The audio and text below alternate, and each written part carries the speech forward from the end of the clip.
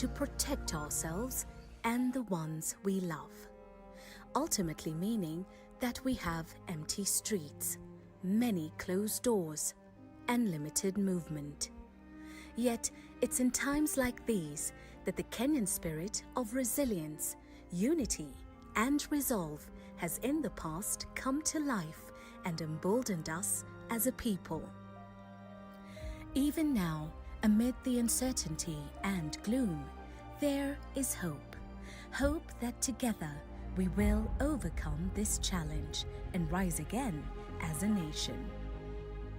And when we do, the magic of Kenya will be here to take us on a thrilling adventure. We will once again do what we love, take to our sunny beaches to revitalize, and we will once again go back to having unforgettable safaris. Without a doubt, we will be back to creating memories together over good food and company, hanging out with friends as we cheer on our favorite teams, and taking a break from the everyday hustle at the park or even with just a good night out.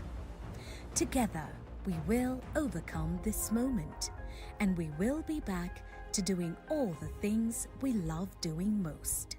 Magical Kenya. The magic awaits.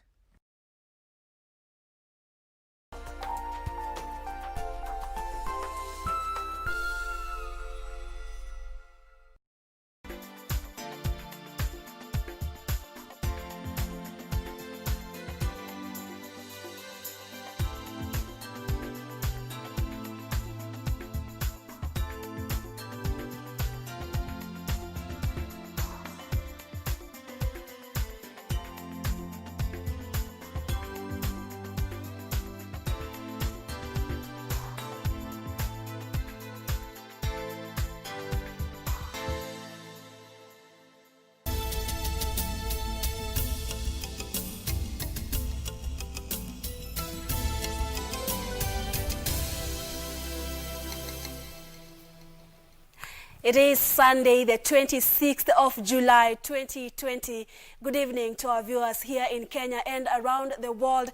A very warm welcome to a comprehensive coverage of the day's news events that have been taking center stage here in Kenya and around the world. Tonight, the country in the last 24 hours recorded the highest number of coronavirus cases to be recorded since the first case was reported in mid-March in the country. 960 is the number of COVID-19 cases reported in the last 24 hours, and 169 were discharged from various hospitals and, of course, the home-based care program after making full recovery. 2 deaths also were reported, and now this brings the total, or before the total number of samples tested, the 960 were derived from about 8,621 samples, and now the cumulative sample size now is 271,415. Confirmed cases stand at 17,603,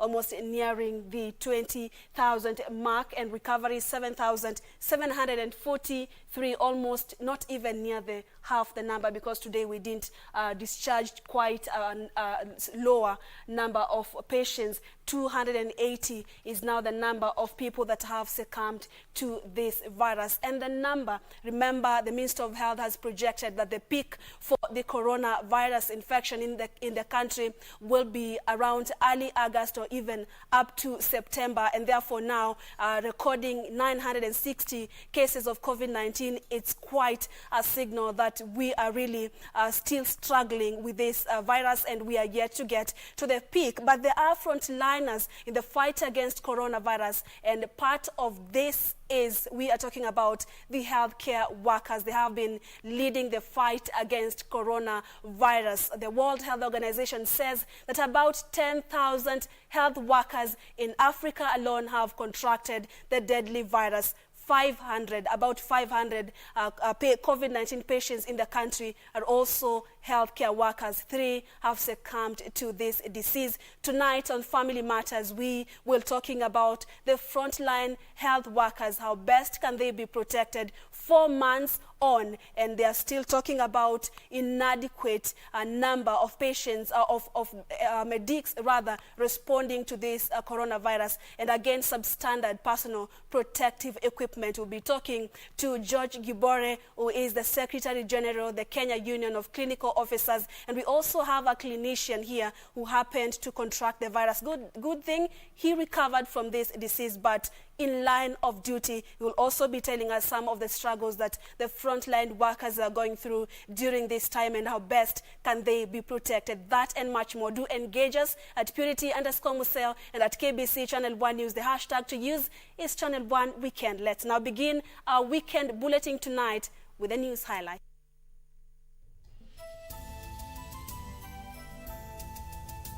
It is now turning scary. 960 test positive for coronavirus Sunday as the country awaits the state decision on Monday. Pleading for enhanced numbers, medical professionals want 10,000 more employed to augment the current workforces struggling to contain the coronavirus pandemic.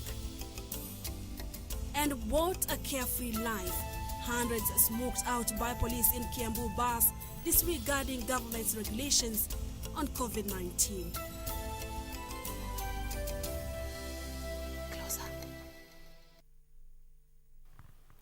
Welcome to the broadcast. My name is Purity Museo and Byron Abuli is our sign language interpreter tonight. Let's get started. Kenya Sunday recorded 960 confirmed cases of coronavirus, the highest to be reported in a single day, signaling that the worrying extent of the virus infection in the country. The new cases are from 8,261 samples, which pushed the number of confirmed cases in the country to 17,603 since the first case was reported in the country in mid-March this year. The country also lost 2 patients in the same period, bringing the total number of fatalities to 280. In a statement issued on Sunday from the Ministry of Health, 960 cases were confirmed positive for coronavirus in the last 24 hours from a sample size of 8,261. Nairobi leads the tally with 510 new infections, followed by Kajiado, which has 102 cases, Kiambu 100, Machakos has 58 cases, Mombasa 48, Busia 21, Garissa 17, Uasin Gishu 15, Kisumu has 14 cases, Nakuru 12 and Narok 10 cases, Turkana 9 cases, Bomet 8, Kericho 7, Laikipia and Makueni 5 cases each, Embu 3 cases, Bungoma, Kakamega, Nyeri, Taita Taveta 2 cases each, Kisii, Tana River and Trans Nzoia 1 case each. Minister of Health Surveillance Team says it's currently monitoring 15,091 people said to have come into contact with the 960 infected persons. At the same time, 2 more patients have succumbed to the disease, raising the number of fatalities recorded in the country so far to 280. A total of 169 more patients have also recovered from the disease, 83 of them being discharged from hospitals, while 86 were under home-based care. From the confirmed cases, 604 are male, while 356 are female, and their ages range from 1 year to 88 years and include 8 foreigners. To date, the country has managed to test 276,515 individuals. The Kenya Health Professionals Society, an umbrella body bringing together healthcare workers in the various fields, is now demanding that 10,000 extra health workers be employed to mitigate the crisis in the sector. The group claims the human resource in the sector is strained beyond limit, and it was time the government supplements the existing team to help deal with surging coronavirus cases in the country. It also wants the COVID-19 allowances extended to June 2021, claiming the impact of the pandemic will be felt beyond this year. Comrades, power!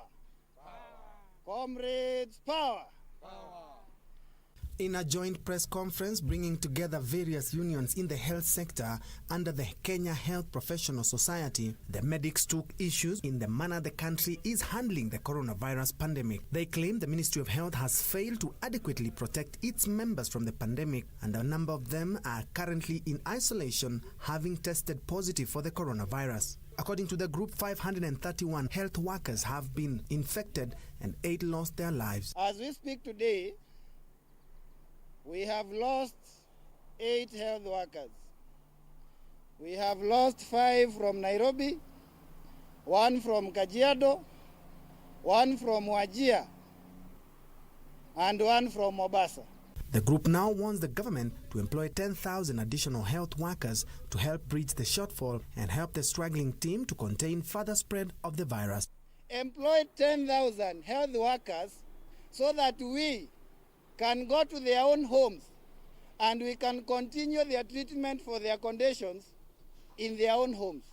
And by that we reduce the need for oxygen, for ICU care, for ventilators, because we do not have enough. They noted that personal protective equipment is insufficient, a factor they claim has contributed to the steady rise in the number of infected workers, and are now appealing to organizations to chip in and bridge the gap. Please help us to protect you. We are reaching out for anybody who can be able to donate, however small, even if it's a box of surgical gloves. We will be able to give you a contact so that we can tell you where to take it, and then we'll be able to distribute to the lower facilities where they are not having this protection. They are also calling on governors to highlight the health challenges in the country in the meetings scheduled with the head of state to avert the looming health crisis. And most important is the message to the summit tomorrow. And the message is, the health workers will be expecting you to address the following issues. To tell them about their life insurance. If a health worker dies in line of duty, who will take care of their family? Comrades, power! For Channel 1 News, I'm Ben Troinjue. Away from health, professional affairs, a section of elders drawn from Bukusu community in Bungoma County have gone ahead to hold a circumcision festival amid a government ban on social gatherings to prevent spread of COVID-19. The elders who maintain they are aware of the COVID-19 prevention protocols say the rite of passage is an important part of their culture. Failure to hold it will interfere with generations. Take a look. In a village in Bungoma County, hundreds of residents gather to witness the famous Bukusu traditional circumcision that usually takes place biennial in the month of July, August, and December. What shocked many was elders were leading the ceremony well aware of the dangers posed by this cultural practice at this time the country is battling the spread of coronavirus. No social distancing was observed, and only a few villagers were wearing face masks. It seems those conducting the rite of passage ceremony are willing to execute it at all cost. Kimila ya Wabukusu inaanzanga mwaka huu. Tunatarajia kuingia mwezi wa 8. Sasa mtoto atatabiwa wakati huu, hakuna shida.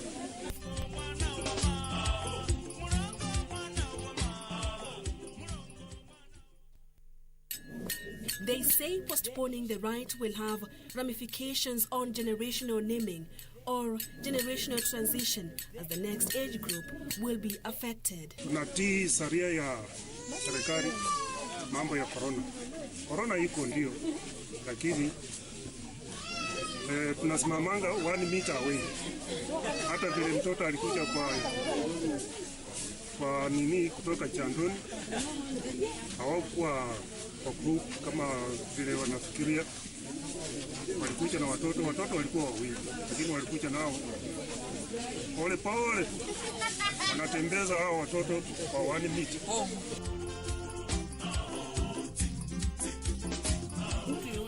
The Bukusu circumcision is one of Kenya's most publicized traditional ceremonies and attracts thousands of both local and foreign tourists.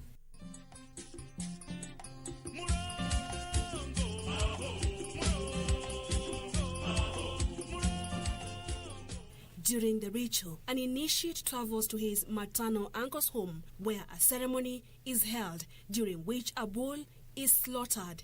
He is given some of the meat to carry home.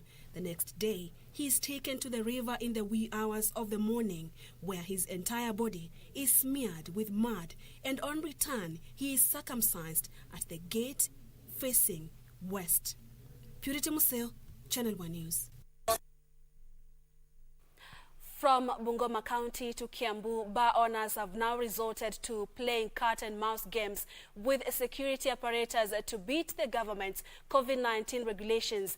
In Kiambu, a number of bars have been operating, disguised as restaurants even beyond curfew hours. Kiambu County Police Commander Ali Dubat Nuno, who led a crackdown in the county Saturday night, said it was very unfortunate that Kenyans are playing games with death, wondering how people can just be such reckless.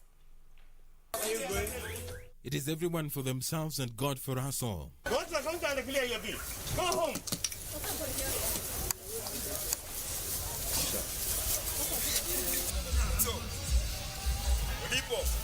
This despite the constant plea by the government that all must keep safe social and physical distance as the country battles to contain the coronavirus pandemic. So please, go home.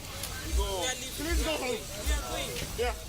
On a normal day, he would have arrested them for breaking the law, but today, his hands are tied. Some have been tested, the results is still not forthcoming. Therefore, we cannot arrest the Kenyans and take them to the cells where either we have positive cases or where we have inmates who have interacted with those which are positive and they are contaminated. Nuno says the police are having a hard time reminding the public about the dangers of such indulgence, and little help is coming from the Kenya Prison Service, as arresting such a large number would be a danger to the nation. I appeal to the Commissioner General of Prisons at least to create a quarantine center within the prison institutions, because I don't have the fund to feed them even. Some of these prisoners have even completed their sentence, jail sentence, just at the police station holding them in cells. It is quite unfortunate. Our hands are tied. There's nothing we can do. And I am appealing to the authority, please to make the interventions.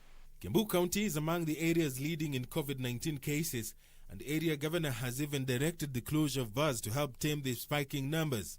I'm giving a strict warning to bar operators in Kiambu. Pombe haija kufunguliwa. Wakati rais atafungua pombe, atatuambia.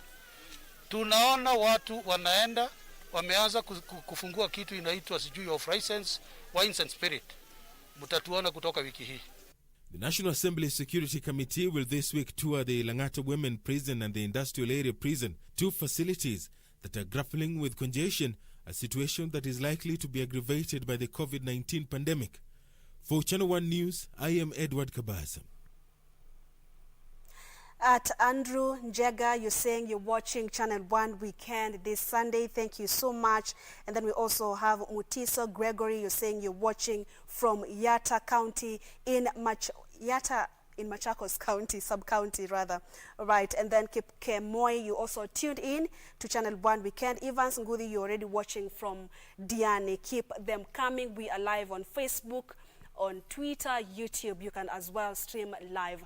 The Ministry of Education has been challenged to pay teachers employed under boards of management some form of stipend as a way of cushioning them from the coronavirus pandemic. Ahadi Kenya Chief Executive Officer Stanley Kamau says that private schools should also be compelled to pay their teachers who are now struggling to make ends meet. Kamau, who distributed food items to over 50 such teachers in Mathioya, said it was unfortunate that such they have been left to suffer from depression after being unable to cater for themselves and their families. Since COVID-19 hit the country, teachers are from private schools and those employed by schools' board of management, running into thousands in numbers, have been struggling to meet their basic needs. It is this group that the Ahadi Kenya CEO Stanley Kamau once assisted to be able to put food on the table. Speaking after distributing food items to over 50 such teachers, Kamau challenged them to always focus on diversification of risk to ensure they are not exposed to hunger and poverty in the worst case scenario like now when the coronavirus pandemic has grounded education. And most of these teachers, you can see, they are undergoing depression. Most of them are not able even to do anything. And I think it's a high time the schools that have employed these teachers to rethink about their stand on giving them an unpaid leave.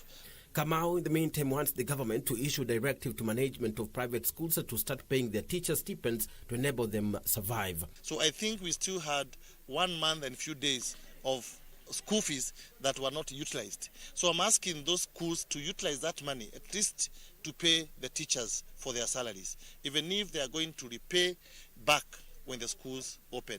The beneficiaries narrated their predicament, saying they have been exposed to ridicule, becoming beggars and casual laborers at the homes of their pupils. Ili kujikimu kwa maisha yangu na familia yangu, sababu mimi ni mzazi pia, vibarua ndizo tumeanza kufanya, kulimia watu, kuchuna majani chai na kuomba vibarua kwa majirani. To some politics, Amani National Congress leader Musalia Mudavadi is calling for an end to the ongoing grandstanding over the division of revenue formula. Mudavadi says the delay risks exposing counties to financial crisis. Mudavadi's sentiments come a day after Murang'a Senator Irungu Kang'ata warned that the strength of the handshake will be determined by the fate of the contentious revenue sharing formula. A day after the handshake was dragged into the ongoing impasse over the third basis for equitable sharing of revenue among counties, Musalia Mudavadi is calling for sobriety in the debate. What may appear to be an area that has a large population and so forth, over time could turn out to become the marginalized area from a completely different perspective. The ANC leader proposing that the use of the current formula may hold the key to the impasse. We have had a formula that has been moving and helping for some time.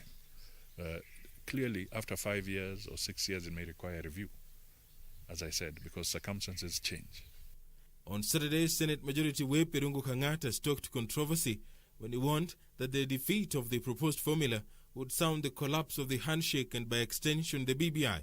Was the reason why we are supporting BBI as Mount Kenya leaders is because that BBI stands for one man, one shilling.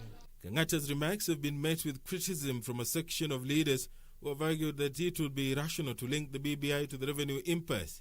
Irresponsible, and I think it's a bit childish, because I think the BBI is bigger than that. We have spent billions on the BBI, and I think it cannot be dependent on the revenue allocation or anything like that.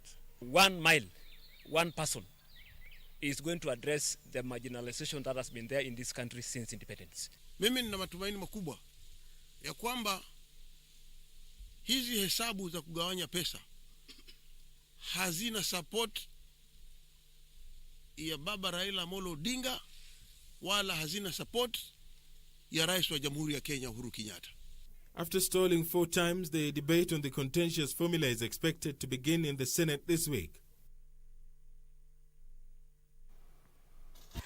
Moving on, the Kenya Forest Service has warned that the country risks losing the critical and unique mangrove ecosystem if concerted efforts are not made to reverse degradation and restore the ecosystem. Chief Conservator of Forest Julius Kamau says out of the 61,000 hectares of mangrove forest in the country, 40% has been destroyed, with the country losing about 450 hectares of mangrove forest annually.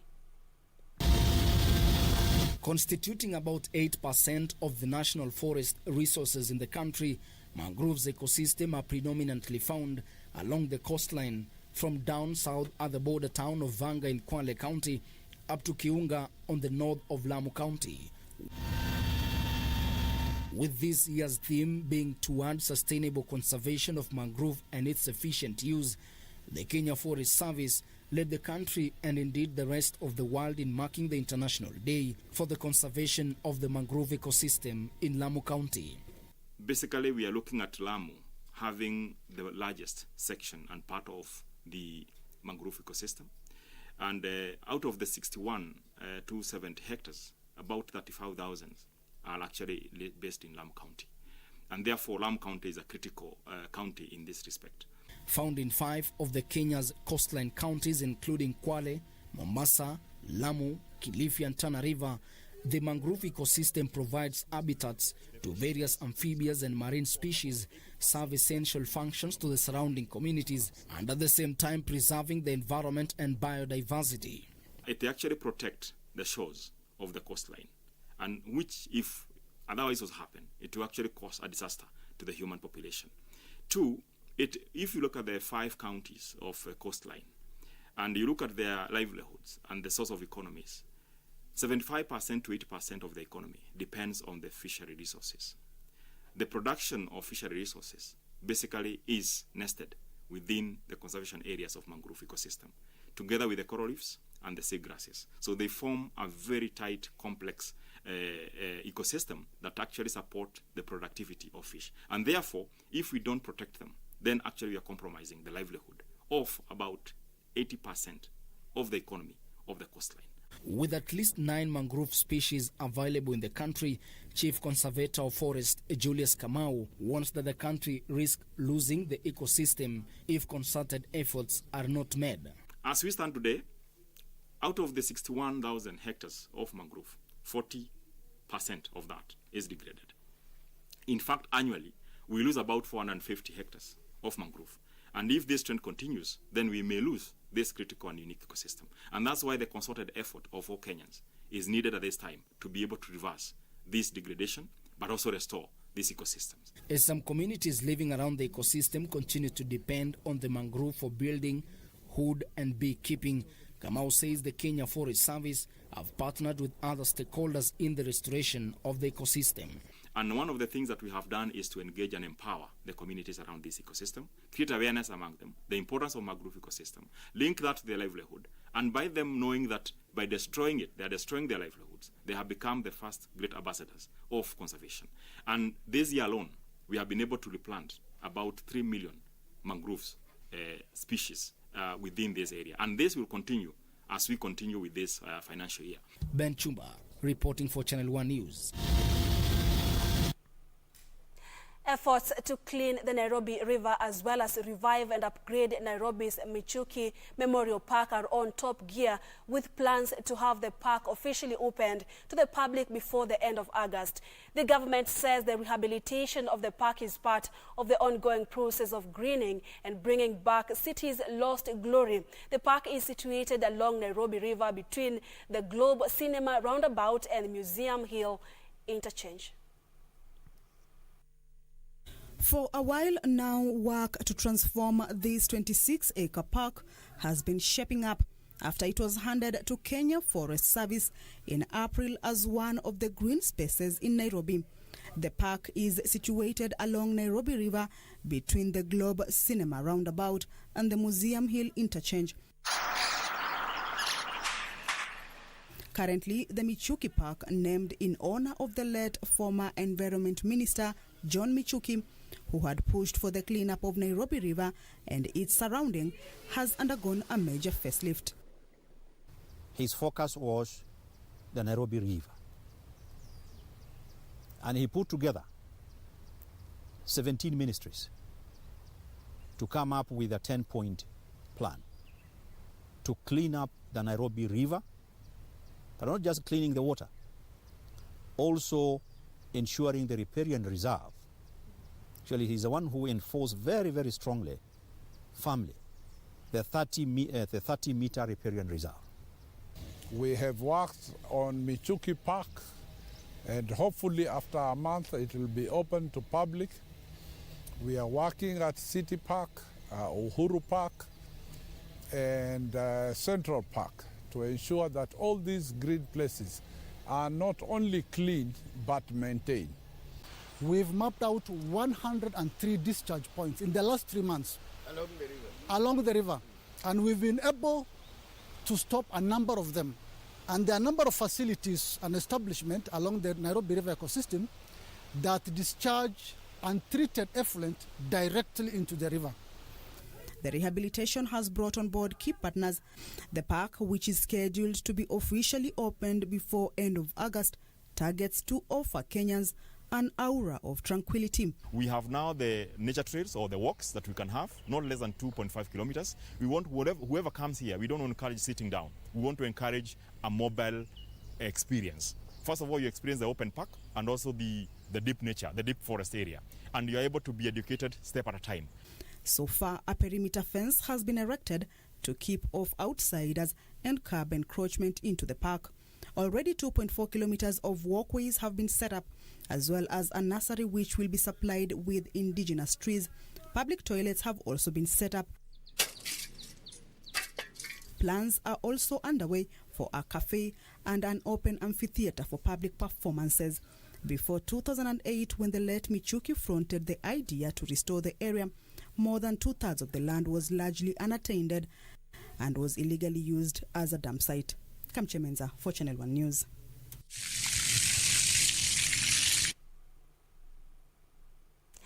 Thank you, Kamche, for that report on reviving the Michuki, right here in Nairobi, the Michuki Memorial Park that is expected to be complete by end of August this year. Precious Ruben, you tuned in to Channel 1 Weekend. Joshua Ishmael, you tuned in from Kisii County. Grace Atieno, you also watching from Kakamega. And Waya Mwale, you also tuned in, watching from Tala. Emitashi, Josephat Mkieti, and Tyson, you're also watching from Magadi. And then Alaso, you're also saying you're watching Channel 1 Weekend. We're taking our first commercial break. Don't go too fast, still plenty more to come. Stay with us.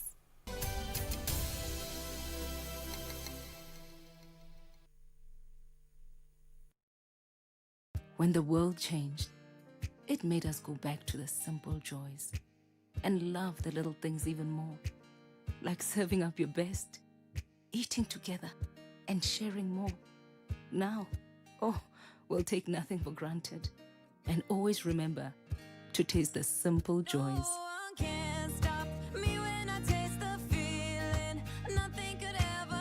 Coca-Cola, taste the simple joys. Napiga. Napiga. Mimi sijapotea. Niko tu hapa. Mimi niko hapa kwa kuna mimi niko nakuja. Don't mind. Wacha hata usikate simu yako.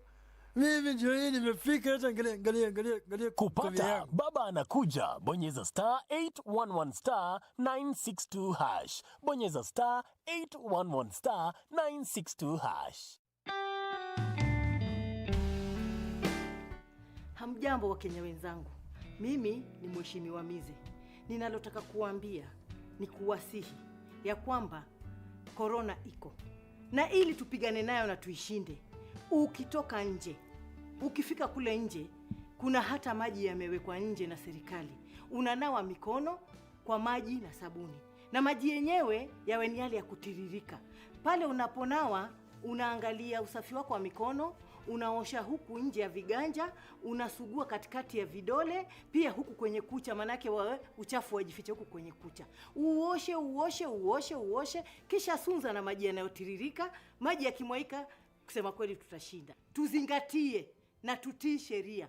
Korona tunaishinda na baadaye maisha yatarudi kama kawaida wa Kenya.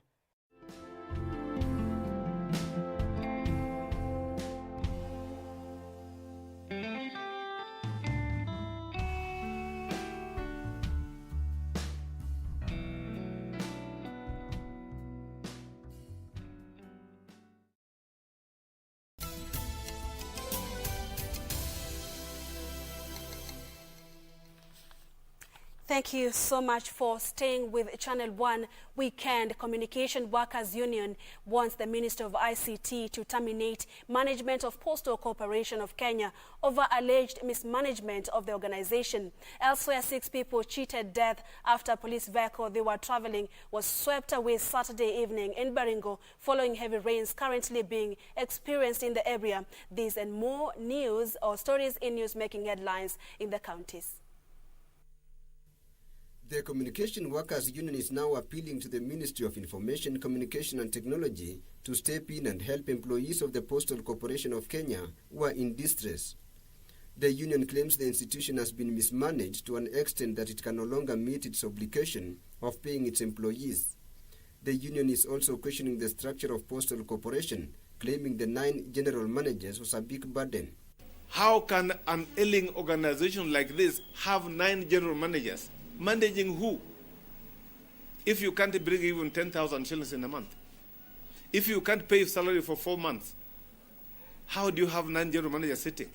In Mombasa, the Holy Family Catholic Church, Kiembeni Parish Priest Reverend Vincent Alicho is calling on Kenyans to come forward and assist the less privileged in society who have been adversely affected by the COVID-19 pandemic. Speaking during the opening of the church to congregants after closure for more than 4 months, Alichu, a missionary priest from Nigeria, said the church has managed to adhere to all the stipulated guidelines and protocols to tame the spread of the coronavirus among parishioners. Dr. Anthony Mugaka, a senior doctor from Coast General Hospital, who oversaw the implementation of the preventive measures at the church, called on the COVID-19 response team at the church to ensure compliance with the guidelines. I have my emergency response team who are always on the ground, and we have divided them in different masses so that they can cover the whole of our Sunday gatherings. So many who have lost their jobs. There are so many who have nothing to eat.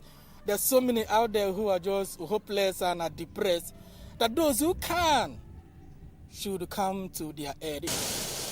Meanwhile, in Baringo County, 6 people cheated death after a police vehicle they were traveling in was swept away Saturday evening in the area, following heavy rains currently being experienced in the area. The incident near Mariga town involved a police double cabin tied to Sabatia sub-county commander in Vihiga. It is reported that the driver had offered some locals a lift when the incident happened. Serikali kuu kwanza, sababu hii ni barabara ya Kenya ya national. Wakuja watutengenezee bridge. Na tutaangalia kama haitakuwa hapa pengine ni kwingine, lakini bridge lazima itengenezwe. Elsewhere, county government of Garissa has put on notice private developers who have illegally encroached on swathed land between Diiso and Shimbirei in Balambala sub-county. The county government says the area is grazing land and no individual will be allowed to disrupt the livelihoods of locals who depend on the area to graze their animals. Hatuwezi kubali kamwe watu kuja kuchukua sisi ardhi yetu, na watu wetu ni wafugaji. Kesho sasa hii ardhi wakichukua watu kama hawa, watu wetu wataenda wapi? While in Trans Nzoia County, 3 people, among them a police officer, have been arrested in Endebess area while in possession of a 1.5 kilograms of elephant tusk. The administration police officer and former bodyguard to Trans Nzoia Governor Patrick Haemba Simon Otieno Ochieng was arrested alongside Wycliffe Kiboi Ndiema and Solomon Kibet Simotwa, both residents of Saboti at Endebess Center, with tusk worth 1 million shillings. And finally, a family in Molem area of Nairobi spent the night in the cold with a 1-week-old child after a landlord decided to remove the roof of a house it had rented. The family claims it has been unable to pay rent for 2 months due to economic hardships, but the landlord would hear none of it, urging well wishes to assist. Huyu mtoto ya wiki moja alisema yeye ajali mambo ya maisha ya mtoto wangu, na ile kitu inaleta hiyo shida sababu niko na arrears yake ya mwezi moja. Sasa anadaisha hiyo. Alisema atabomoa nyumba sababu ni yake.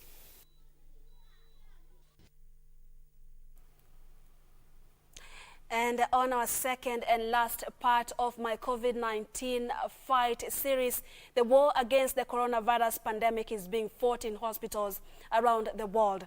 Doctors and nurses and other medical practitioners are grappling with huge workloads in addition to increased risk of infection. Hospitals lack sufficient ventilators for patients and personal protective equipment for health workers. How can health workers leading the fight against COVID-19 be better protected and motivated? We try to answer this question.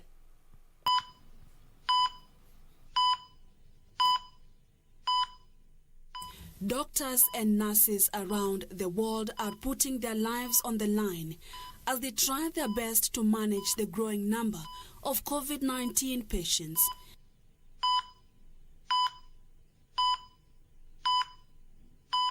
Can the enormous physical and mental strain on them be reduced.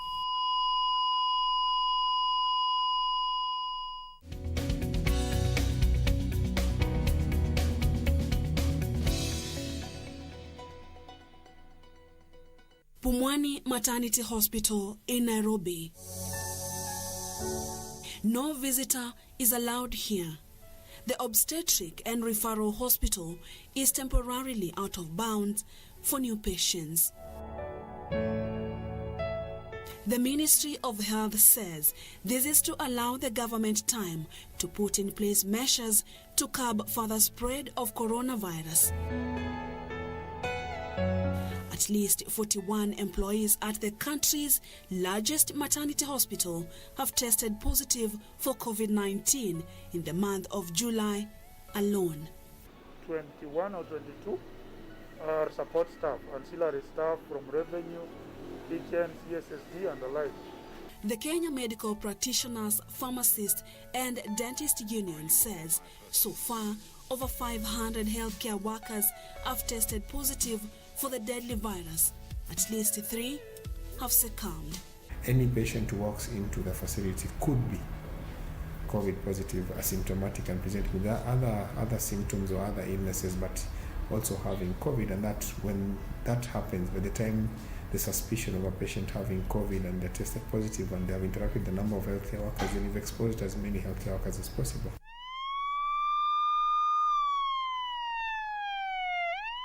For every life saved from COVID-19, numerous others have been put at risk in the form of duty and self-sacrifice.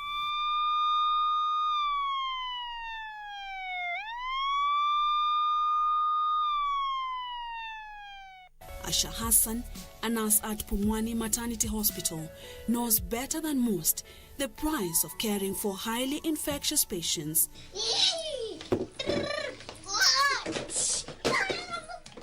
The mother of 3 contracted COVID-19 in the line of duty. I was off duty. The in charge or the nurse in charge of the facility called me and she told me over the phone that you turned positive.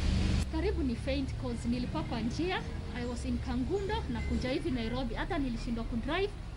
Nikaenda kwa petrol station nikakaa for like 1 hour.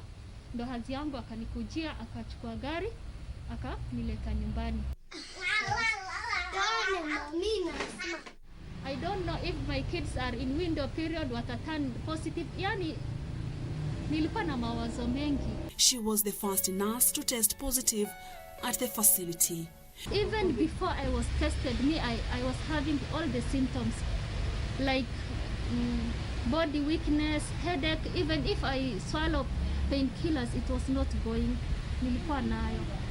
Sore throat, asthmatic attacks, frequent attacks than the normal one. Nilikujua na ambulance, black ambulance. In fact, hata majirani walijua niko na corona hiyo time. Being asthmatic, she feared for her life. Sometimes nilifeel kama naweza enda into ICU or HDU because I was worse. The 5th day after testing positive, nilikuwa worse. That pain was too much. Even if I was nebulized or given any medications, haikuwa inaenda asthmatic. Nilikuwa tu chest bado inashikana. For 11 days, she battled the disease. But the medications like antibiotics, nilijibaia mwenyewe. Food, everything, nilikuwa najifanyia. Even the counseling, consultation, nilijilipia.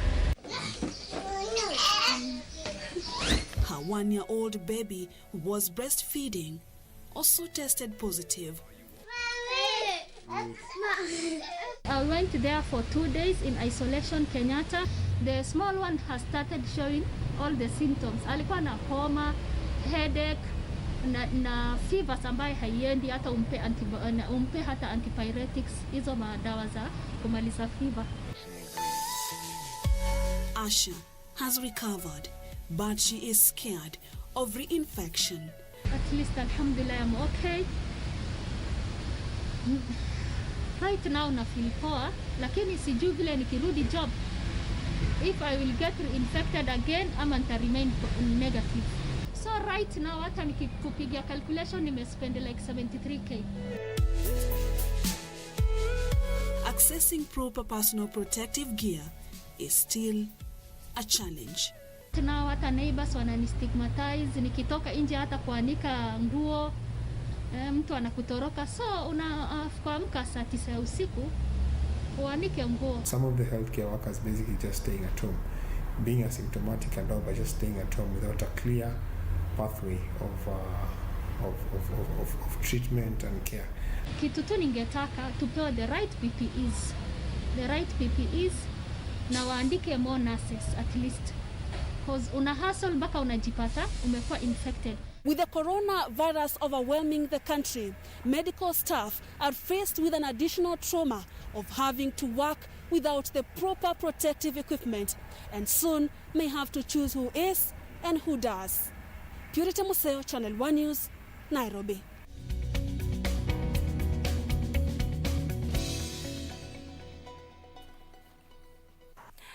For slightly over 7 months now, tens of thousands of families residing along Lake Victoria have been rendered homeless.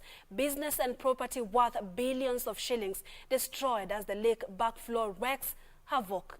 Experts say this is the highest the water in the lake has risen since 1891, surpassing the 13.4 meters mark, and are warning unless drastic measures are taken to preserve forest cover in the catchment areas, the intervals between the receding and backflow of the lake is likely to create even more havoc. Now tonight, Achola Simon, our Nyanza region reporter, now looks at how this is affecting businesses in the region. The allure of setting up a palatial home along the lake is too tempting for many to resist. In fact, it is the ultimate sign of having made it in life, at least in this part of the world.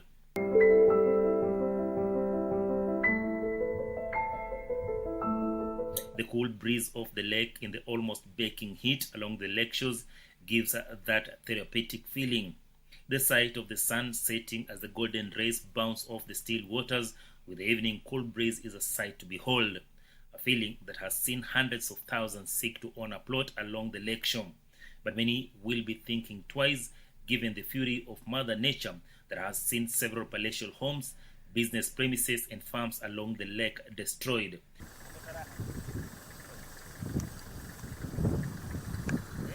The owner of this house in Usenge, we are told, was yet to occupy it before hell broke loose. Behind me is a yacht club, one of the best clubs in the region, a favorite of many, including high-ranking citizens. But the lush grounds and comfortable relaxing zones are all submerged in water. The owner is counting losses running into hundreds of thousands of shillings, if not millions of shillings.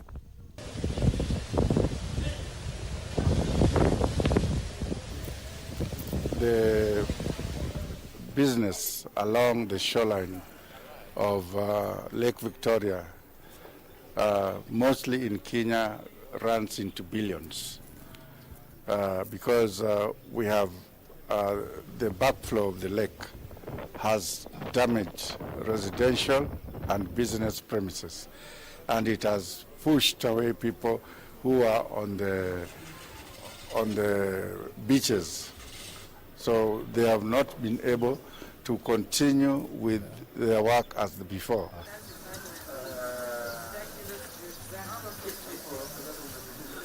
Similar stories are replicated around the lake. In Busia County, a whole business center has been rendered useless. Business premises submerged and made inaccessible by the water backflow. Kwa majina naitwa Crispinus Masiga Siotero. Mimi ni mkazi wa hapa Usieko. Eneo la Budalangi. Yes, mic testing. Tumekuwa na shida sana. Mic testing. Upande wa maji, mafuriko yamekuwa mengi. Na hapa kumekuwa na backflow ya maji kutoka kwa lake ikirudi juu pamoja na ile mvua ambayo ilianza mwezi wa 3 mpaka saa hizi. Imekwamisha mipango yote ya kibiashara hapa. Hasa sisi ambao ni wafanyikazi wavuvi na wafanyabiashara wa samaki, imekuwa shida sana. Wavuvi wetu wameathirika sana mpaka hata nafasi ya kufanyia kazi hakuna. Kila kitu imekwama maeneo haya. Hata banda letu ambao tulikuwa tunatumia kupima samaki limechukuliwa na maji, ikabomoka, ikaanguka. Sasa katika area hii yote kila mtu ako na shida sana upande wa kibiashara. Hakuna kitu ambayo inasonga mbele. Several kilometers in Usenge, Siaya County, this place called Mombasa Raha is feeling the pinch of the backflow. The management denied us access, but from the outside, the inconvenience caused is clear for all to see. Adjacent to it is a commercial farm whose manager is disroute.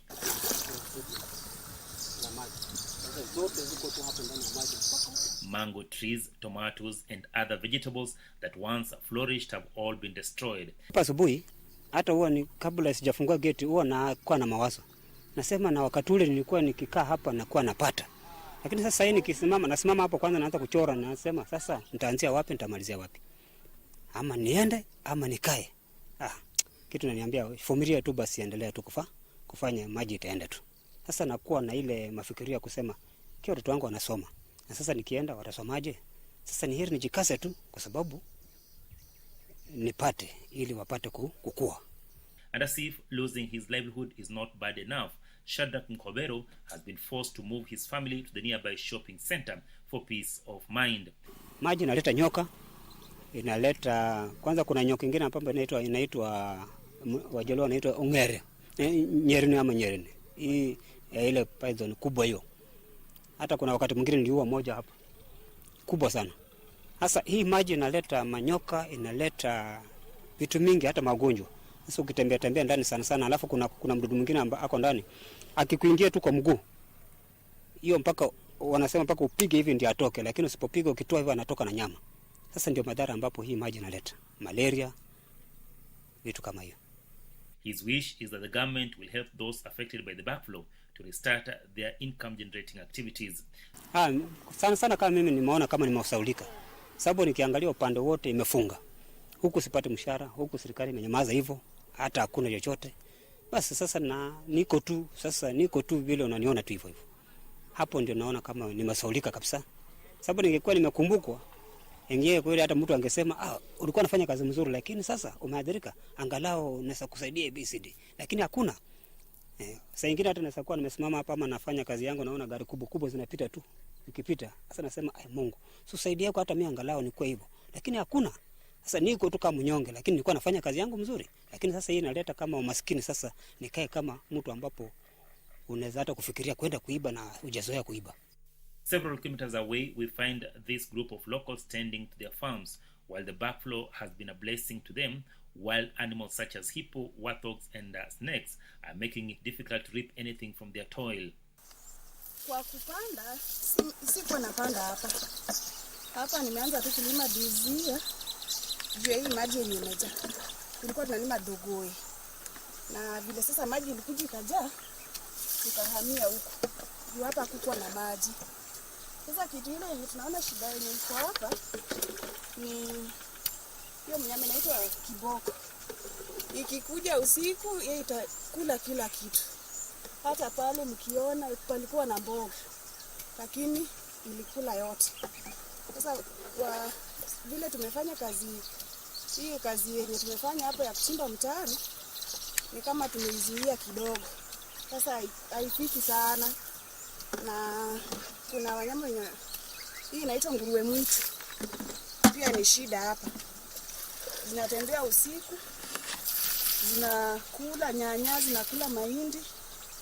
Sasa hata watu hawalimi kama wako na uhuru sana. To these villagers, the backflow has been a blessing in disguise. Each evening they tend to their farms knowing too well they will get enough to put on the table. They continue to devise ways that will ensure they minimize the damages by wild animals. Achola Simon, reporting for Channel 1 News from Siaya County.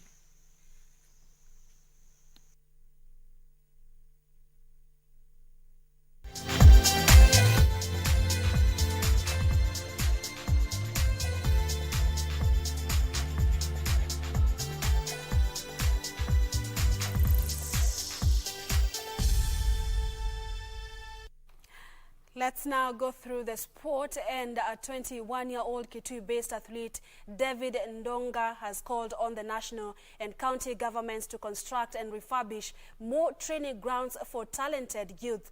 Ndonga, who features in 10,000 and 3,000 steeplechase races, believes that the noble gesture would be a key step towards fighting drug and substance abuse among the youth. David Ndonga Kituku hails from the hilly remote parts of Matinyani Ward in Kitui County, has won both regional and national games at different levels since his primary school days, as evidenced by his huge pile of certificates awarded to him in various competitions. Even during this time of COVID-19, he has resolved to continue practicing in order to one day achieve a dream of shattering the world record in the 3,000 meters and 10,000 meters world championship. Naendelea na kufanya mazoezi kwa vile kuna hii changamoto ya corona.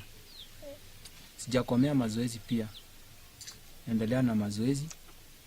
Natarajia sana kuona maisha yangu ikiendelea vizuri, kwa sababu tuweze kuinua nchi yetu, sana sana Kitui County na hii familia yetu.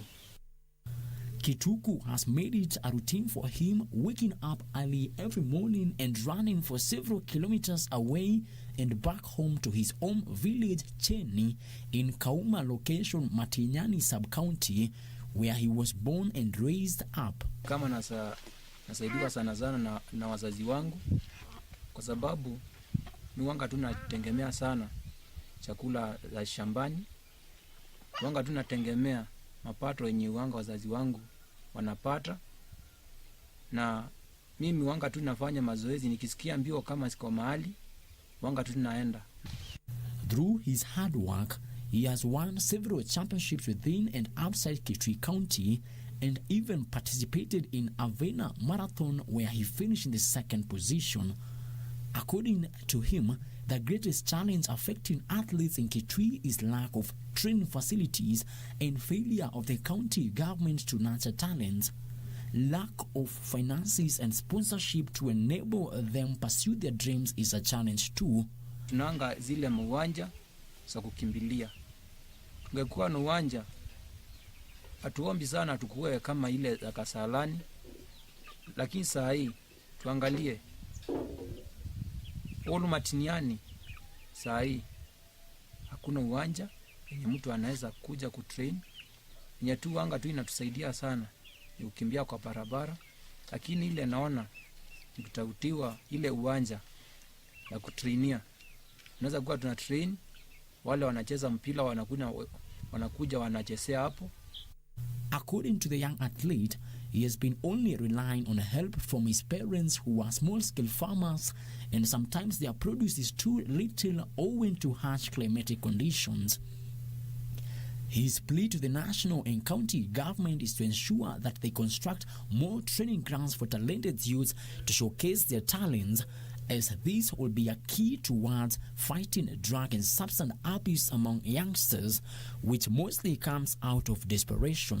Nampeleka shule ya primary mpaka secondary. Hao maisha ya shule, kazi yake ile anataka sana sana ni kukimbia. Na ninamwangalia, walimu wanamwangalia, watu wote wanamwangalia. Tunaona huo msichana ana talenti ya kukimbia, na tunaomba Mungu mpatie heshima wa mwili aendelee na kukimbia. The story of the 21-year-old David Ndonga is one of hope and encouragement that no matter how much the current pandemic has affected our lives, life must continue. Frederick Mwoki for Channel 1 Sports.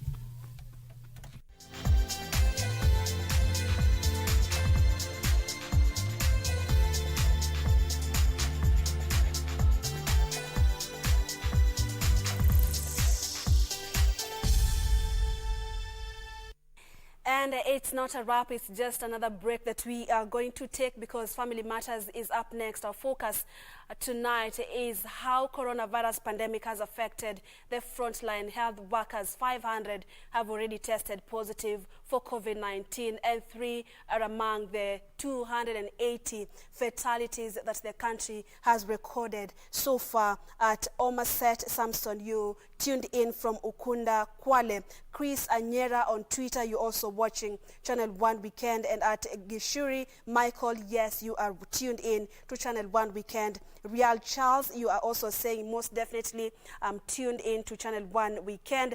At Gaza Tweet, you're saying that you are also tuned in. And Evans Chelsea, you are also tuned in to the end. That's what you are saying. So I'm seeing you on the other side of this break with Family Matters. Stay tuned.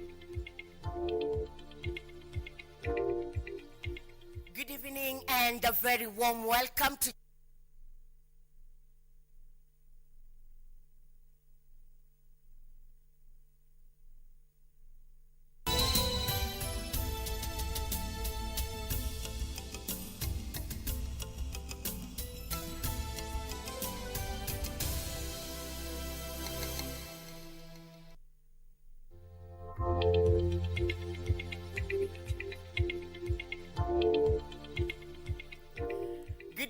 I hope you had a beautiful Sunday. This is Channel 1 Weather Update. My name is Irene Mchuma Odim. There are showers over several places in the North Rift. This, as the rest of the country, is covered with scattered clouds, and that is how it will be for the rest of the night. Come tomorrow morning, there will be wet conditions in Lamu as much as sunny conditions will dominate the coastal strip. It will be cool and cloudy in the capital. Similarly, in Meru and Nyeri, there will be sunny conditions over the northern parts of the country, equally to the western parts of the country and the Lake Basin region. As much as we are expecting sunny conditions in Machakos, Makindu, and Voi, there will be a bit of cloudiness during the morning hours. But then come in the afternoon, we'll see an increase of wet conditions over the western parts of the country and the Lake Basin region, Kisii, Kakamega, Bungoma, Kitale, and a few areas over the northwestern will experience showers accompanied by thunderstorms. In the northeastern parts of the country, sunny conditions will prevail. Similarly, in the coastal strip and southeastern lowlands. The highest temperatures across the country Monday will stand at 33 degrees Celsius. In Garissa and Mandera. Tonight, Moyale and Marsabit are experiencing 17 degrees Celsius in the capital. We're expecting highs of 24 degrees Celsius for Monday. That is our weather here in the home country. Let's now cross the borders and see how it will be in other parts of the world. Do have a good night and see you tomorrow. God willing.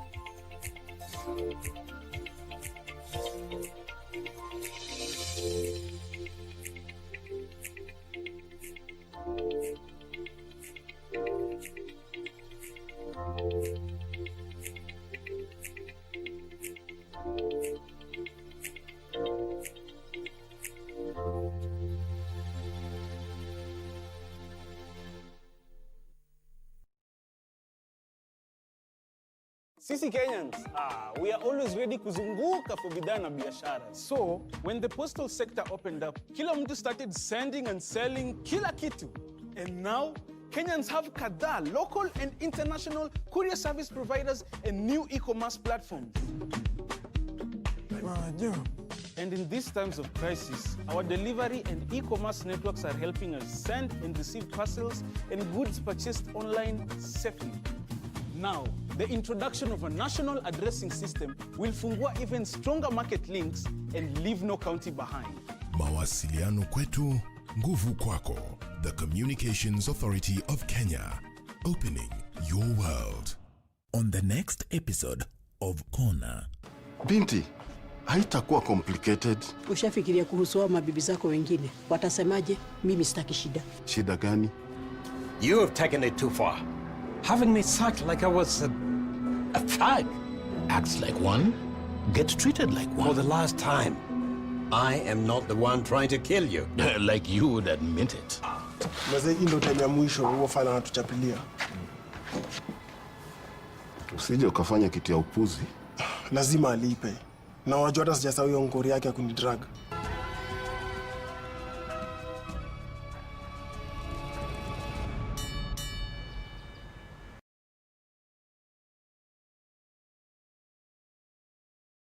Je, ungependa kujua jinsi ninavyojizuia kuambukizwa au kuambukizana virusi vya korona? Ni rahisi. Mwanzo, ninaziendesha shughuli zangu zote za kikazi na hata za kibiashara kutoka papa hapa nyumbani kwangu. Baadaye, ninaitunza mwili wangu vyema kwa kuiweka katika hali iliyo sawa kupitia mazoezi ya mara kwa mara na pia lishe bora. Mwishowe, ninaungana na jamii yangu pamoja na marafiki zangu kupitia njia ya simu au mtandao ili kuzuia dhiki na upweke wakati huu mgumu. Kumbuka, haijalishi kama uko na virusi vya korona au la, salia nyumbani. Uokoe maisha.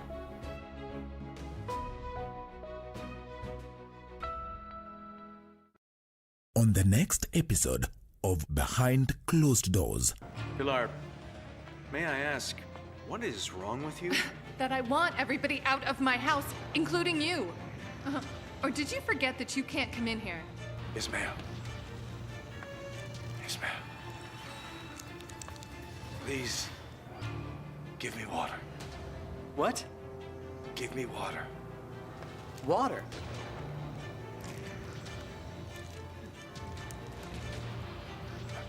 Give me a little water. Of course. Enough, or you want more?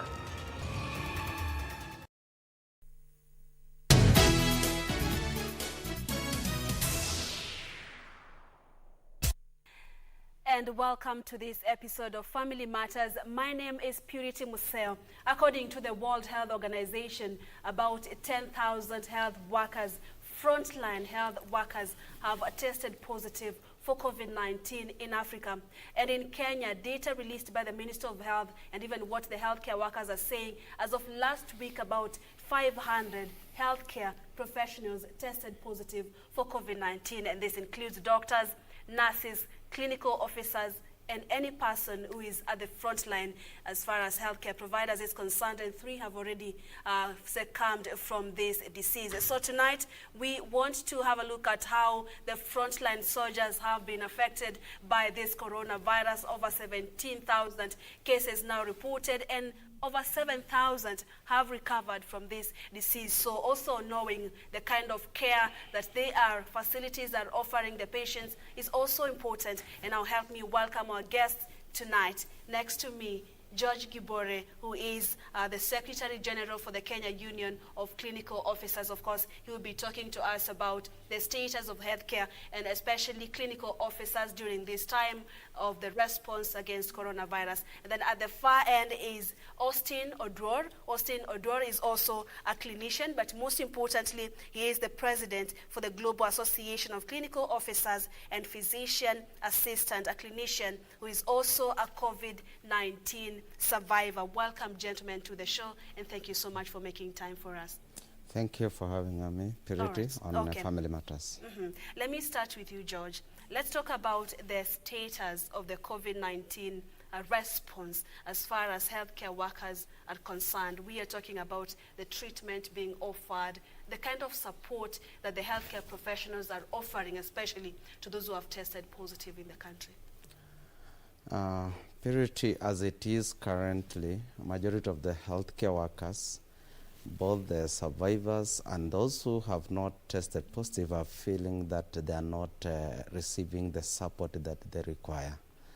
And this is quite evident in even a number of them who we have talked and how they have been handled once they have tested positive. The ministry has been promising and has been actually pronouncing itself that they have provided isolation centers for the healthcare workers. But once you test positive, that is not something that actually take the presidency.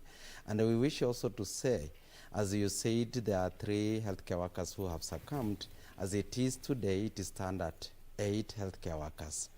And it should be known that even the first time when the 2 healthcare workers had succumbed, when we announced it, the ministry denounced it and said we were wishing for them to die, but later on to concede the ground.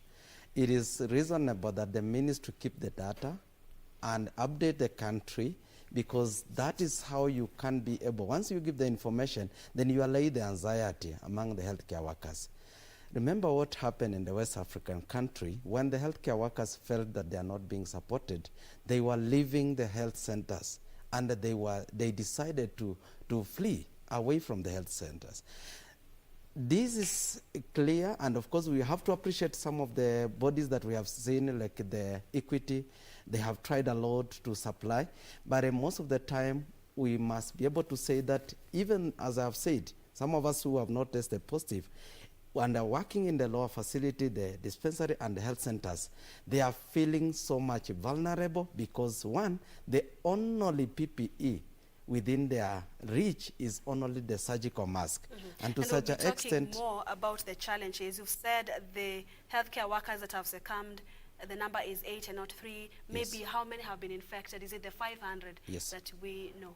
From as per yesterday, the data that we have is 531. And that is we will be able to look into the number that you have seen today, which is a big surge of 960. We get to see whether we still have other healthcare workers. And of course, I need to mention that you have seen even a number of 40 plus from one health center, from one facility. So it is reasonable to note that the number might be going high. As the number of the people testing positive in the country increase, the number of the healthcare workers being infected will still rise. And that is why the government must ensure that we are revisiting on the issues of infection prevention controls as pertained to the work-related environment. Yes. All right. Well, let me welcome you, Odor, to this discussion. You are based in Migori, right? Yes, I'm based in Migori. So since the pandemic in March, how has life for you in terms of operations as a clinician changed? Are you experiencing a workload? Are you first at in the front line, the fight against COVID? I presume you are. Yes. So what has changed for you? I can say that thank you so much for giving me this chance to be here at the KBC studios. Secondly, I want to say, as a clinical officer in Migori, I can say that being a frontline health workers in Migori and Kenya at large, life has not been easy for health workers in general. And it's even worse in Migori and the surrounding counties. Because as clinical officers, we are the first people to see patients at the outpatient. And I've been working at the border. That is in Timaru Sub-County Hospital. Right now I'm at Isibania Sub-County Hospital. The border the border between Kenya and Tanzania. So in the Tanzanian side it is Sirare, but on the Kenyan side it is Isibania. So being a clinical officer, to be specific, because I'm here courtesy of being a clinical officer and a health worker in general, we see patients at the outpatient. But then, me personally, I've never seen any clinical officer in full PPE at the outpatient. The only thing you can get is a face mask, which again, you have to beg for it to be given. So I see that is one of the challenges we've faced as clinical officers. Seeing patients, you see like 100 to 150 patients in a day. You work, the following day you still come back to work, and you see these patients, you don't know where some of them come from, some cross from the border. You'll never know which type of, which way they'll be using to cross those borders, but then it's a calling. We have to see the patients. So that's one of the major challenges that we've faced, and that's the same challenges that we clinical officers and other health workers who are frontline health workers are facing. All right. You are a COVID-19 survivor. Maybe you can bring us to speed on when and how you got infected by COVID. Actually, as I stated earlier, I've been working at the border town of Ntimaru. That is where I was working. Ntimaru is around 5 kilometers from the border, which is Gwetembe, in Kuria East, Migori County. So in March, when the first case was reported, it had not escalated that much. But then Migori started recording high numbers of COVID-19 cases. Most of them were truck drivers who were crossing from Kenya to Tanzania and vice versa. So there was an isolation center that was erected at Makalda, which to me was not even an isolation center. That was Makalda Sub-County Hospital, which was transformed to an isolation center. and patients were diverted to other nearby facilities. So the quarantine centers facilities were two by then. One was Mabera and another one was at the KMTC in Keancha. So again, the clinical officers and the nurses and the laboratory technologists were up to task. They were posted there. And I was working at Ntimaru. So first cases were reported in Kuria West, which is actually at the Isibania border. But when the first case was reported in Kuria East, they had to erect an isolation center 5 kilometers from where I work. So they had not posted clinical officers there. So I used to be picked by the hospital's ambulance to go see those clients at the isolation center. At times you're picked, you don't even have a mask. So I had to just go. Even I could even improvise a mask. It was so scary, but you have to go, because if you don't go, what happens next? You will get letters, show cause letters, things like that. So I went there, saw patients. It was not the first time that I was seeing them, because you have to do a round. You go to that facility, it's called Quibancha Girls Secondary School. You see the clans there. You take BP, all those vital signs. Then you are dropped back to Timaru Sub-County Hospital where I was working. And it was not only me, because we are around 5 clinical officers. So the clinical officer who is on duty, that is his calling now. So you suspect that's how you So what happened when I went for a training at the same facility, that training, we were now being incorporated into that system so that we can now see those patients fully. One of the patients tested positive. That patient had seen earlier. He was hypertensive, so I was managing that patient. At that time, that was a client who was on quarantine. He had some history of travel from Dodoma, Tanzania. So I decided to take a self-test, because I had interacted with that client. So I took a self-test on Thursday with some of my 3 colleagues, and on Saturday, when I was working, because I was doing night duties. So very early in the morning at around 8 a.m., I think I left my phone in the house, but when I came back, I found more than 30 missed calls. So I was being told, this is what happened. Austin, we're very sorry. You've contracted the virus.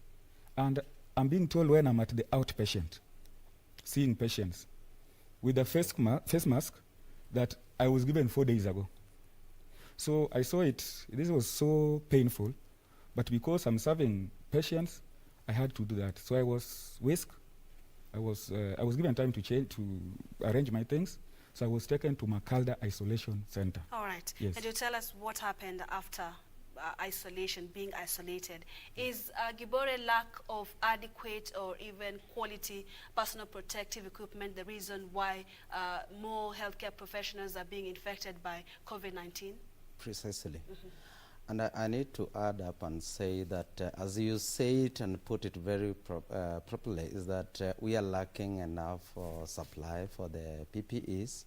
And of course, the government need to come up with a prescription. As the leaders, we have prescribed and said that we need everyone in the health centers. Because one, the government still continue to focus in the isolation center, where they are directing all the resources, leaving the lower facility, which is the level 3 and the level 2, without any support. That's to mean, even when you see the contribution donation coming, they are geared toward the isolation center and the level 4, and actually the referral facility. Leaving those who are working under the lower facility, actually the simple majority, without any support. And that one is exposing them because, one, they do not have enough mask to use. 2, they are supposed to have a cap which they cover their head. 3, they are supposed to have goggles that are supposed to use to protect them. And 4, they are supposed also to have an apron, and including boots. If you go to 80% of facility, they do not have these supplies. So when we say that they are getting infection, this is a big contributing factor. And the other thing is that a majority of them have not been trained. We are still focusing to train people working in the isolation center, and relatively at the places where we feel that there is high risk. And still the high risk is said to be the level 4 and the referral facilities, which is against what is it, because now the disease is community spreading. Now, a majority of the people with mild infection, with mild symptom, they will be walking to the health centers and the dispensary, and they will not be going. And in any case, these are the facility within their reach. So that's where they go. And if now you have not protected the healthcare workers, they will be prone to that. Remember, you'll have actually a very low suspicion to any patient who is not exhibiting any symptom. All right. So hence the reason why the surge will be continuing. And there is reason, the government need to be reasonable enough to ensure that you focus to spread the resources and protect all the healthcare workers, because the huge numbers is coming from the facility that no one is thinking about them, and they have not been able to be supported. All right, and you'll be telling us how big of a problem is this, what is available, and what should be an ideal working environment for healthcare workers during this time. But Odor, you tested positive. That was in March? It was in May. It was in May, yes. And then taken into isolation. Were you symptomatic, asymptomatic?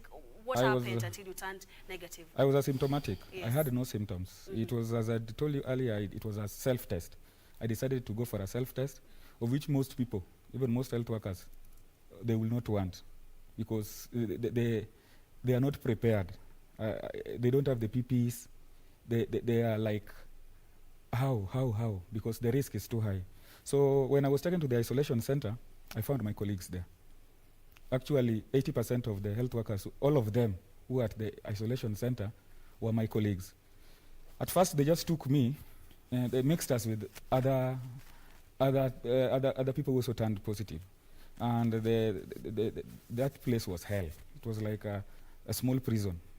I've never been to prison, but what people say outside there, that was like a small prison. The food, the diet, it was not that kind of. And then you contracted it in the line of duty.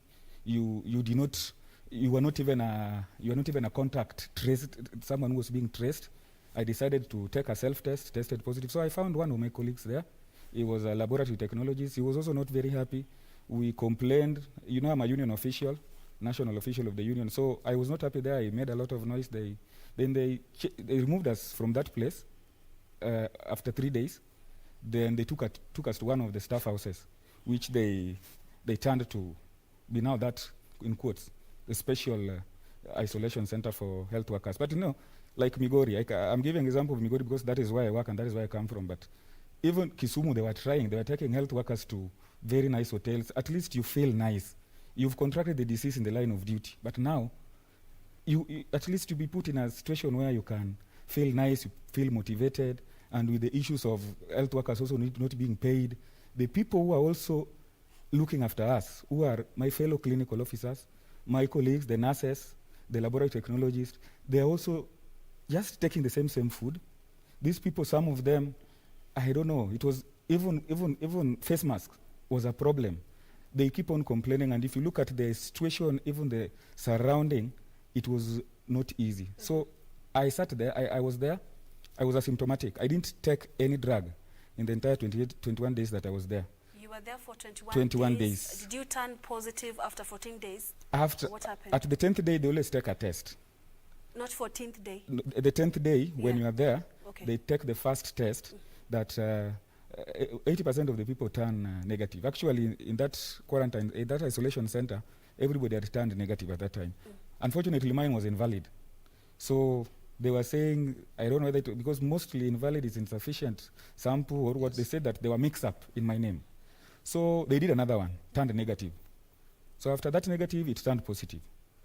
My colleague also had turned positive again, but we were symptomatic. So again, after 7 days, I had to stay there for 7 days. 7 days, and then it turned negative, then negative again, and that is when I was released. And by the time I was leaving, we were around 11 health workers. And that time, home-based care had not, that speed that the government, the home-based care issue had not started coming up. So later on, some of the health workers were being told to isolate at home. But then, I can say that the county is not prepared. Even the people who are taking care of us, who are my colleagues, I will see that they are just straining and they're just doing that job because it's a calling. But even there is no, even the county team, no county team, the health team did not even visit me as a health worker, including the health workers who are there. They are not even aware, even calls, no one will call you, oh, please, Austin, this. You are like, it's a lone ranger. The only people who will call you are your colleagues who are from other counties, like my general secretary here, my branch officials. But then, it's like when you're a health worker and you contract it in the line of duty, you're thrown there, fight for your own self. All right. Yeah. Gibore, sum this up. How big of a problem is this, that the healthcare workers are not being protected as they should? And what is available for the healthcare workers during this pandemic? And what should be? I know I'm combining so many questions, yes, but what is available for healthcare workers during the fight against COVID-19? And again, what should be an ideal environment for healthcare workers when you compare with other healthcare workers in other countries? What should be an ideal environment as we fight this pandemic as healthcare workers? That's a very good question, and I wish to say that we are not alone in this. Kenya is not the only one that is facing the pandemic. And I wish to say that when we had the first case, it was unfortunate, I was also outside the country, I was in Malaysia, and they had 278 cases. To date, they register a single cases every week, every day, 0, 1, or even 3. What they have done, they did take it precisely and concentrated on the healthcare workers. Provide enough PPEs, training for the healthcare workers. We cannot be talking today here in Kenya, the 5th month, a majority of the healthcare workers have never been trained. A majority of the health centers do not have enough PPEs. And even after that, we said that we were to beef up the number of the healthcare workers we have. They actually agreed to employ 8,000, but to date, a number of the counties have not actually finalized the employment of these healthcare workers. And that is what has attributed to a lot of burnout. And actually, you look at today, a majority of the facilities that have had numbers of healthcare workers infected were closed down, including Pumwani. And we had also the one which is around here in town, Ngaira. And also, I think there are 3 now facility. I'm forgetting the other one. So when you close down a facility, it's a bad, actually, you are telling Kenyans that we are not able to offer services to you. And we have said employment enough healthcare workers, so that if there is cases like this, people should work in cohort so that the facility does not be brought to a halt because of a number of healthcare workers being infected. So, and of course, the government must prioritize to ensure that we have enough staff to avoid burnout and, of course, to support them. The other thing I need to say is that the healthcare workers, why they are feeling a lot of anxiety, is about their risk, their life, their family, the people they serve. As he has said, that they were serving people without the knowledge, they got infected, they were still serving people until the day they were told you have tested positive. Did they follow up all the patient? Indeed. And of course, you know that the government currently is not announcing where we are in terms of contact tracing. It is maybe we have been overwhelmed. As beds are actually, we are filling our beds, facility are being overrun, and it will be very dangerous if the number of the healthcare workers continue being infected and it goes higher, and they are not feeling motivated as to feel that their risk is taken care of. Remember, even the president gave what we call COVID-19 allowance. It has never been paid to date, since actually March. It was to be paid with the month of April, May, and June. Not even a single county, not even a single healthcare worker have benefited. And we have lost some of them. They will never wake up to get the benefit of these allowances. So to date, we are still saying the government need to consider this. A majority of the healthcare workers do not have health risk allowance. They must get that. There are people who have been employed and have been termed as interns. They are getting only 15,000. And they are working like similarly to their counterpart who are on PNP. This is the kind of anxiety that we have built in the health system. And that is why the health system in Kenya is in test. And still the country is not able to focus and ensure that these are the things that are likely to ensure that they are promoting healthcare workers and ensuring the result. And of course, ensuring that we are able to work to protect Kenyans against the COVID-19. And we want to say, someone asked me today, are you planning to go on strike? And I want to reiterate and say, no. The situation itself will push these healthcare workers to walk out. And we are where we are. I think last time I appeared here, I said we do not have any curve we are protecting, that we want to bring down. It is now that we are building the curve. And this curve, as you can see, is actually a big danger to us. And it is a warning to Kenyans that we need to focus to support the healthcare workers, to do what they are supposed to be doing, to ensure that we can be able to protect Kenyans. All and right. Simply, maybe if you allow me, yes, there is low cost measures that we can be able to do. Provide surgical masks to every healthcare workers. Provide them with aprons. Provide them with goggles. Provide with them with caps.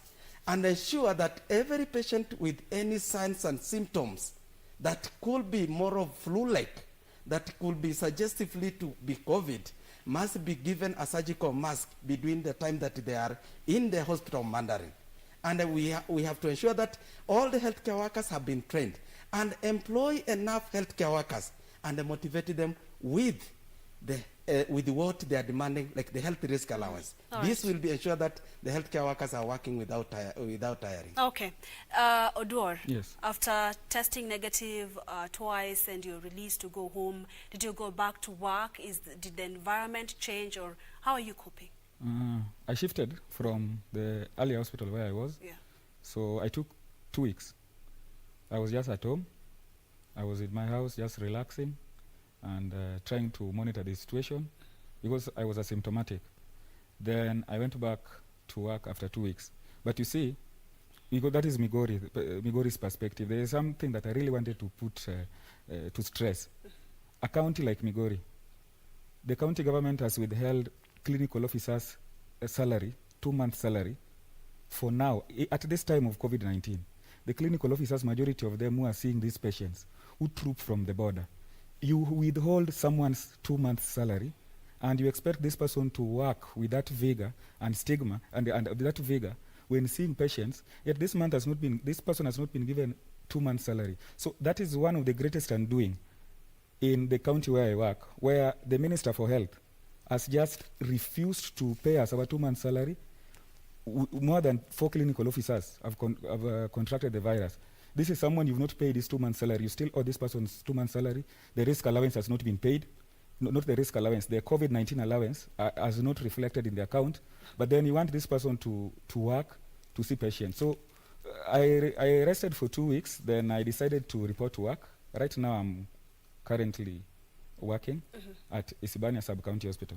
Yes. And did that affect you psychologically, that now when you're coming back to work, are you more careful, because most of the things or the information that we are getting, especially from the Minister of Health, is that you have to protect yourself, you have to wear the mask, you have to wash your hands, and it's kind of like it's a personal responsibility. So did this whole experience make you become more careful, or how are you dealing with this? Yes, in fact, now I'm a champion.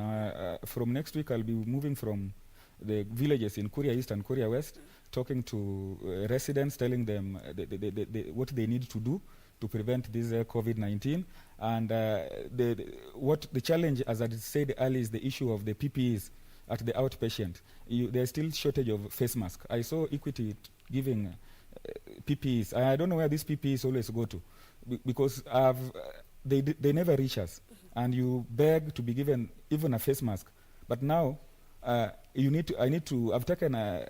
decided to be a champion to like now health promotion. I have to walk around the villages, trying to sensitize the community, because this thing is spreading in the communities. And at the border there is that border line from Nyatike sub-county towards Narok. That borderline is very, very risky. And then that is now, because I'm working there, So I need to move around and sensitize the community. Yeah. Yes. And we are winding up. In a minute, maybe to emphasize on the role of clinical officers, because most people think the response is about doctors, it's about nurses. What role do clinical officers play, or are they playing during this time of the pandemic? I want to say that clinical officers, and you mentioned there that I'm the president of the International Association for Clinical Officers and Physician Assistants. Yes, our headquarters is in Ghana, Accra, Ghana. Clinical officers in other countries, they are called physician assistants. In the United States, in Europe, and other people also call them with different names. The role that clinical officers play, you know, clinical officers see 95% of patients. So actually, 95% of the population in Kenya are under the control of clinical officers. Not even in Kenya alone. Uganda, Tanzania, Rwanda, Burundi, all those countries. So there is that need that the government should recognize what the clinical officers do. Most of the people don't know who a clinical officer is. Very, very few people. We've done a lot of sensitization to tell the public who we are. Because what we do, look at what happened in Sierra Leone, Liberia, during the Ebola crisis. It is the clinical officers. Our own chairman, Peterson Washira, led a group of health workers, and what they did there was marvelous. Look at Uganda. Uganda is more prepared to handle COVID-19 with only one case of death, and they are doing that because those who are in the front line there are the clinical officers. They did wonders during the Ebola crisis in DR Congo at the border there. Okay. So clinical officers, they are doing a very good job, and the government should employ them. I'm being told time is not on our side, honestly. I know you're quite short, but will you do with 20 seconds? Yes, please. Please, parting shot, kindly. 20 seconds, make it 20 seconds. First, thank you for giving us opportunity to tell Kenyans what we are feeling as healthcare workers. We will wish that none of us actually succumb to this disease, including all the Kenyans, because those are the people who make us to be in the facility. And we wish to implore the government to relook and reconsider and prioritize the issues of health and focus on the staffing. And of course, ensure that they are meeting their demands in time. Like those which have been mentioned that they have not been paid, we are saying that we are working there because I have moved around and I have found a deplorable situation in the county. And the majority of the healthcare workers is like, they are working like there is no COVID. And even when Kenyans are working there, they have got no mask. We are being actually exposed, and it is only, we are actually sitting on a time bomb. Thank you very much. All right, we'll have a discussion, the same discussion, maybe for another show soon, because frontline workers are the ones leading the fight against coronavirus, and it's important we bring out these issues, even as we look forward to having them addressed. Thank you so much, George Gibore. Thank you so much. You know, I'm so honored that you came all the way from Migori County. Maybe my parting shot. Yes. I want to say that this disease is real. Yeah. We should take care of ourselves. We should follow the government directive. But then, as I conclude, clinical officers are the champions, and the government should employ them. We need 30,000. And thank you for your commitment. Yani coming all the way from Migori County just for Family Matters show. Thank you so much. Thank you so much. God bless. All right, and that brings us to the end of Channel 1 Weekend, and of course, Family Matters show. Thank you so much for tuning in and for watching. My name is Purity Museo. Byron Abuli has been our sign language interpreter tonight. Thank you for your feedback. I'll be going through them off air. Yes, do enjoy the rest of our programming and a great week ahead. God bless.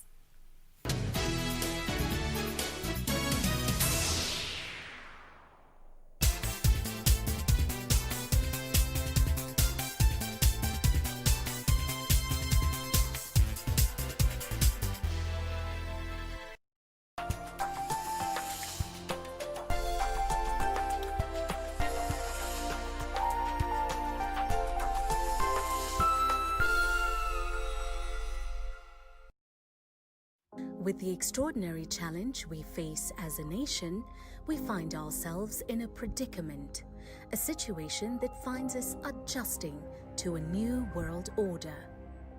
Staying at home to protect ourselves and the ones we love. Ultimately meaning that we have empty streets, many closed doors, and limited movement. Yet, it's in times like these that the Kenyan spirit of resilience, unity, and resolve has in the past come to life and emboldened us as a people. Even now, Amid the uncertainty and gloom, there is hope. Hope that together we will overcome this challenge and rise again as a nation. And when we do, the magic of Kenya will be here to take us on a thrilling adventure. We will once again do what we love, take to our sunny beaches to revitalize, and we will once again go back to having unforgettable safaris. Without a doubt, we will be back to creating memories together over good food and company, hanging out with friends as we cheer on our favorite teams, and taking a break from the everyday hustle at the park or even with just a good night out. Together, we will overcome this moment, and we will be back to doing all the things we love doing most. Magical Kenya. The magic awaits. Vera Beauty College. Vera Beauty and Fashion College, with branches in Nairobi, Eldoret, Thika, and Meru.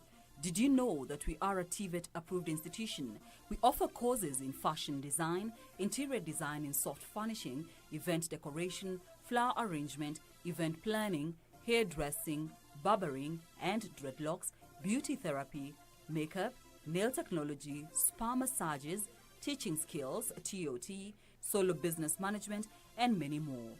Register now and visit our website on www.verabeautycollege.com.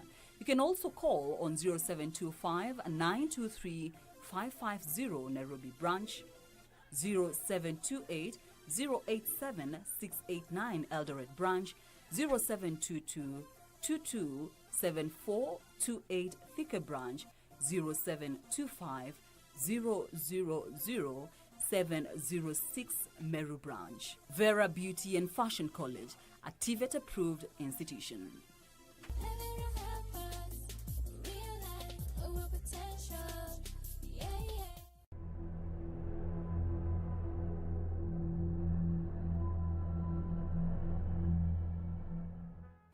I greet you from wherever point you are watching us. My name is Reverend Clinton Okanga. I serve with Outreach Hope Church along Kangundo Road, and to be specific, Joska, in a community called Sunshine. I'm coming to you this morning to give you an encouragement. Over this period of time, I know for the last 3 months or 2 for some, or there have been unprecedented situation that none of us did expect. And I could be talking to you and you have lost your job. I could be talking to you and you have your relative or someone you love or someone you know is in the hospital and wrestling with this coronavirus, or if not coronavirus, there's another disease. And some degree you get yourself not in a very good place. Or you are struggling with a sickness, a disease, a situation that is really getting up your mind. This scripture I want to read for you, Psalms 107, verse 20. The Bible says he sent out his word and he healed them. He rescued them from the grave. Let them, that is verse 21 I will extend, let them give thanks to the Lord for his unfailing love and his wonderful deeds for mankind. The people are praying. And we are also praying. And wherever God is, because of the love that he has for you, he really knows the pain you're going through. He really knows the situation that you're facing right now. He understands the condition that you are in. And so, for me, I want to assure you that he is God who delivers. He's the Lord who rescues. And don't be dismayed. Sometimes we get so discouraged and we feel there's nobody turning to us. Our people whom we called our friends, when we used to work, those who were coming in our house and they used to make calls, they're no longer making calls for you. And probably your phone is not going through their phone.